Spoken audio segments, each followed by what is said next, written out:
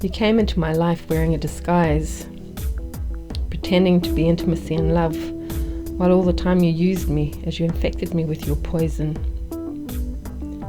You hid your deception for years as you silently embedded yourself into my blood. I became weak from your demands, helpless in your determination to dominate me. Your timing was perfect. I was young, life was fun and full of opportunities and possibilities. But I was also naive and uneducated. So I hadn't taken precautions to protect myself against you. It took 2 years before I discovered what you'd been doing. And in that time you used me again, as I unknowingly passed you on to another. Knowing of your existence gave you even more power as you worked your way into every aspect of my life. My fear of you almost drove me insane as you invaded my body and robbed me of my self-esteem. My sense of contagiousness and self-loathing made it impossible for me to believe that anyone else would ever again love me, which made it easier for you to hold me all to yourself as your prisoner and slave. You knew the stigma of your being would keep me silent. Everybody wants to call you AIDS, and I know you like that because it keeps them afraid and it glorifies your status, but I won't give you that power.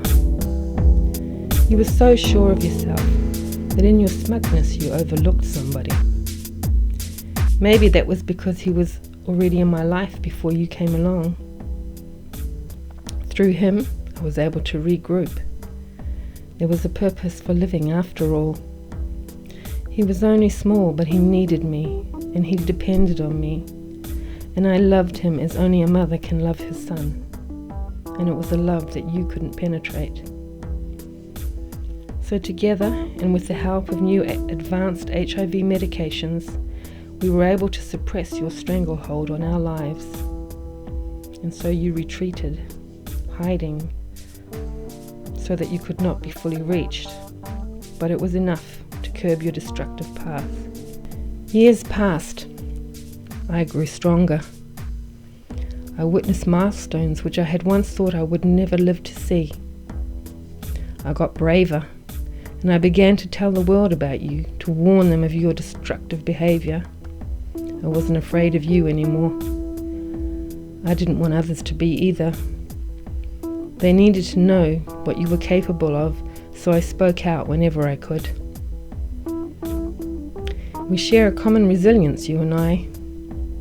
And so you waited patiently as you plotted your next move. You knew the day would come when he would find someone else and that he would leave me.